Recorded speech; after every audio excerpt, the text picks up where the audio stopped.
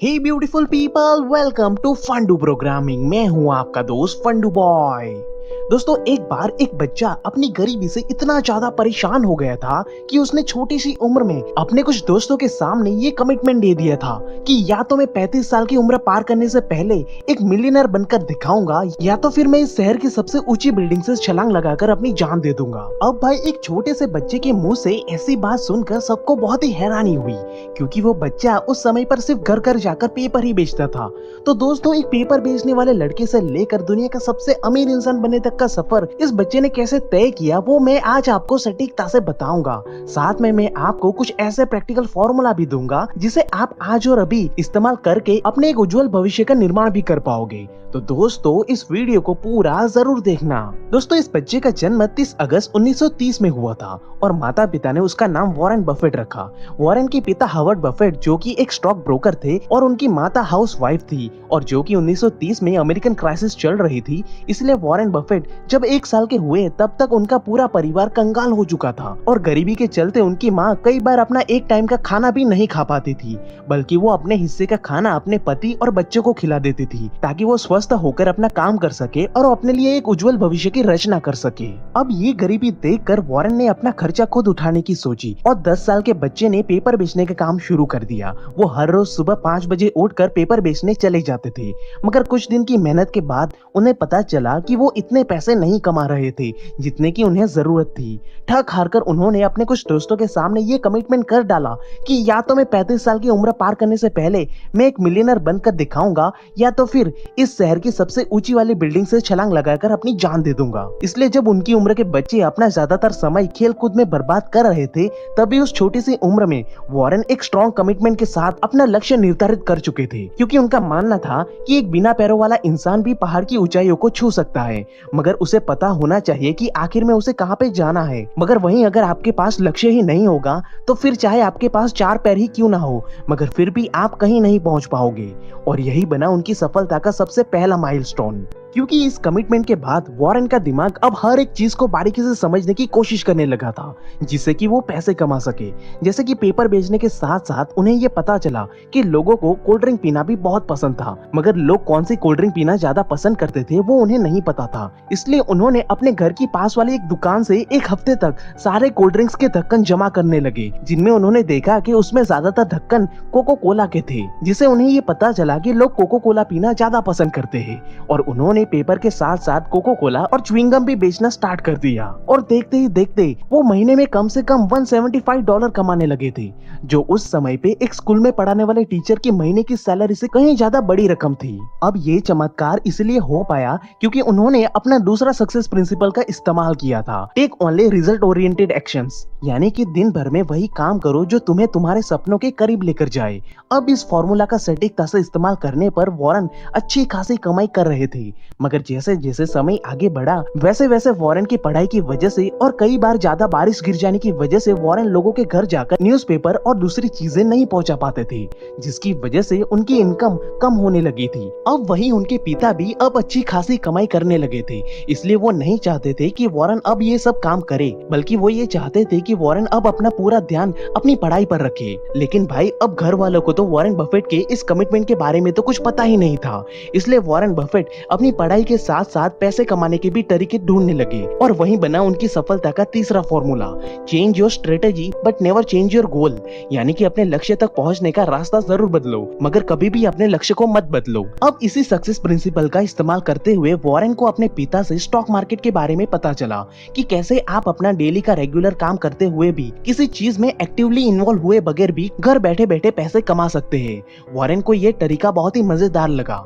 क्योंकि उन्हें पता चला कि कैसे आप किसी कंपनी में कुछ शेयर खरीद कर उस कंपनी के हिस्सेदार बन सकते हो, और जैसे जैसे कंपनी मुनाफा कमाएगी वैसे वैसे आपकी हिस्सेदारी के पैसे भी बढ़ने लगते हैं। अब इस स्टॉक मार्केट के बारे में वॉरेन ने अपने पिता से और किताबों से और ज्यादा जानकारी हासिल करना स्टार्ट कर दिया। तभी उन्हें स्टॉक मार्केट के बारे में कुछ अच्छी और कुछ बुरी बातें पता चली, जैसे कि उन्हें यह पता चला कि स्टॉक मार्केट एक रिस्की सेक्टर है अपने पैसों को इन्वेस्ट करने के लिए, मगर ये मार्केट उन्हीं लोगों के लिए रिस्की है जिन्हें इस मार्केट को हैंडल करना नहीं आता। जिस प्रकार मेरे जैसे बच्चे के लिए नई नई कार चलाना बहुत ही रिस्की है, क्योंकि ना मैंने कभी कार चलाई है और ना ही मैंने कभी कार चलानी सीखी है। इसलिए अगर मैं अभी बिना सीखे डायरेक्टली कार चलाने लग जाऊं तो 100% श्योरिटी है कि मेरा एक्सीडेंट हो ही जाएगा और मैं नई नई कार के साथ साथ अपनी जान से भी हाथ धो बैठूंगा। ठीक यही चीज स्टॉक मार्केट के साथ भी होती है कि कई सारे लोगों को स्टॉक मार्केट को सही तरीके से हैंडल करना या इस्तेमाल करना आता ही नहीं है और वो बिना सोचे समझे अंधाधुंध इन्वेस्टमेंट करने लगते हैं,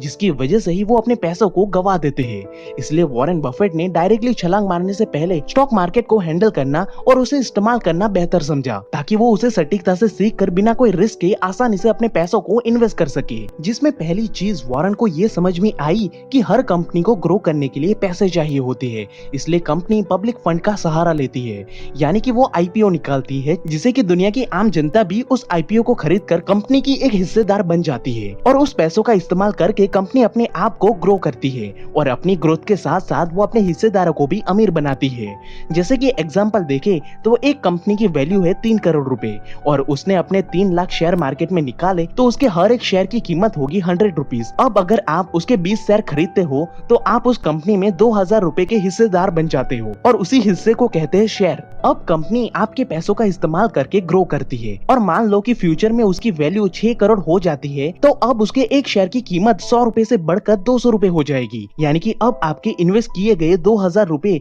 अब बन जाएंगे 4000 रुपए। मगर वहीं अगर कंपनी का मैनेजमेंट खराब है और वो बिजनेस में ग्रो नहीं कर पाती है तो उसके लॉस की वजह से शेयर की कीमत भी कम हो जाती है और इसी वजह से मार्केट में उतार चढ़ाव आता है। इसलिए इस मार्केट में सफलता पाने के लिए वॉरेन बफेट ने बेंजामिन ग्राहम की किताब द इंटेलिजेंट इन्वेस्टर से 2 रणनीति सीखी, जिसमें उनकी पहली रणनीति ये थी कि मार्केट की रेप्यूटेड कंपनी जिनका मैनेजमेंट और प्रोसेस बहुत ही स्ट्रांग हो मगर खराब हालातों की वजह से जब उसके शेयर की प्राइस कम होती है तब उसे खरीद लो, क्योंकि अगर आपकी कार का ड्राइवर अगर अच्छा हो तो वो खराब सिचुएशन में आपकी कार को स्लो जरूर करेगा लेकिन कभी भी आपकी कार को गिरने नहीं देगा और जैसे ही खराब खत्म होगी तो वो ड्राइवर या ऑर्गेनाइजेशन आपकी कार को फिर से फुल स्पीड में भगाना स्टार्ट कर देगा और जब आपकी कार स्पीड पकड़ लेगी यानी कि आपकी कंपनी मुनाफा कमाने लग जाए तब उसी कम प्राइस में खरीदे हुए शेयर को मार्केट में आप प्रॉफिट के साथ बेच दो और ऐसा करने से आपको कभी स्टॉक मार्केट में नुकसान होगा ही नहीं। वहीं अब दूसरी बात उन्होंने ये सीखी कि जो चीजें आप रोजमर्रा की जिंदगी में इस्तेमाल करते हो उसी कंपनी के शेयर को आप खरीदो, यानी कि जैसे वॉरेन बफेट न्यूज़पेपर बेचते थे तो उन्हें ये पता था कि लोगों के बीच में कौन सा न्यूज़पेपर सबसे ज्यादा पॉपुलर था तो वो उसी पॉपुलर न्यूज़पेपर के शेयर को खरीदना पसंद करते थे जो आम लोगों की रोजमर्रा की जिंदगी का एक हिस्सा था, क्योंकि ऐसी कंपनी कभी लॉस नहीं जाती क्योंकि उन्होंने आम लोगों के साथ एक गहरा रिश्ता बना लिया होता है। और अपनी इसी रणनीति के साथ वॉरेन ने अपने पिता के साथ मिलकर लॉन्ग टर्म इन्वेस्टमेंट करना स्टार्ट कर दिया, जिसका नतीजा ये आया कि उन्होंने सिर्फ 14 साल की उम्र में अपने लिए 40 एकड़ की जमीन भी खरीद ली और कॉलेज खत्म करते करते वो $98,000 कमा चुके थे, यानी कि करीब 60 से 70 लाख रुपए। और ये सब पॉसिबल हो पाया था उनकी स्टॉक मार्केट में लॉन्ग टर्म की इन्वेस्टमेंट की वजह से। अब यहाँ तक पहुँचने के बाद वॉरेन बफेट को ये समझ में आ गया था कि उनका जो नॉलेज था और जो उनका नजरिया था वो नजरिया उन्हें इस लेवल तक तो लेकर आ गया था, मगर अब यहाँ से करोड़ों तक का सफर तय करने के लिए उन्हें अपना नजरिया बदलने की जरूरत थी। इसलिए जो इंसान ऑलरेडी स्टॉक और इन्वेस्टमेंट की इंडस्ट्री में एक अद्भुत महारत हासिल कर चुका था,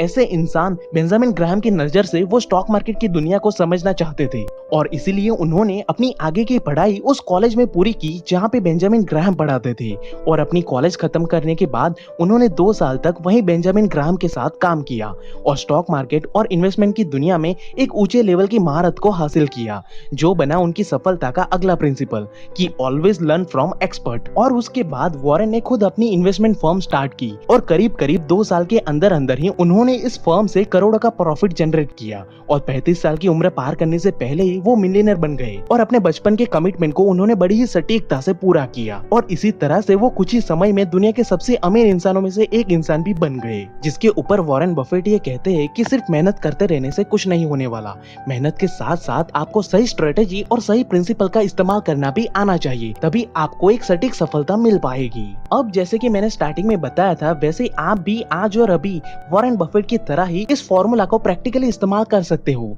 जैसे कि हमारे इंडिया में 2 स्टॉक मार्केट है, बॉम्बे स्टॉक एक्सचेंज और नेशनल स्टॉक एक्सचेंज। आप इन दोनों में से किसी भी मार्केट में अपना पैसा इन्वेस्ट कर सकते हो, मगर इसमें इन्वेस्ट करने के लिए आपको एक डीमैट अकाउंट ओपन करवाना जरूरी होता है, क्योंकि जिस तरह से आपके बैंक अकाउंट में पैसे रखे होते हैं वैसे ही डीमैट अकाउंट में शेयर रखे जाते हैं। और ये डीमैट अकाउंट आप आज और अभी एंजल ब्रोकिंग की मदद से फ्री में ही ओपन करवा सकते हो, जो डायरेक्टली आपके बैंक के सेविंग अकाउंट से लिंक होगा, जिससे कि कमाए हुए पैसे डायरेक्टली आपके बैंक अकाउंट में ही जमा हो जाएंगे। और एंजल ब्रोकिंग के थ्रू डीमैट अकाउंट ओपन करवाने से आपको म्यूचुअल फंड इन्वेस्टमेंट, ट्रेडिंग और कमोडिटी जैसी कई सारी सुविधा भी मिल जाती है। साथ ही साथ ये आपको नो एनुअल मेंटेनेंस चार्ज जैसी सुविधा भी उपलब्ध करवाता है, जो कि ये प्लेटफॉर्म बहुत ही इजी टू अंडरस्टैंड है, इसलिए कोई भी नौसिखिया इंसान इस प्लेटफॉर्म का इस्तेमाल करके ट्रेडिंग एंड इन्वेस्टमेंट बहुत ही आसानी से कर सकता है। जहाँ पे ट्रेडिंग का ब्रोकरेज 20 रुपीज पर ऑर्डर लिया जाता है। साथ ही साथ ये प्लेटफॉर्म भरोसे और सिक्योरिटी का भी पूरा ध्यान रखती है। इसी वजह से 1987 से लेकर आज तक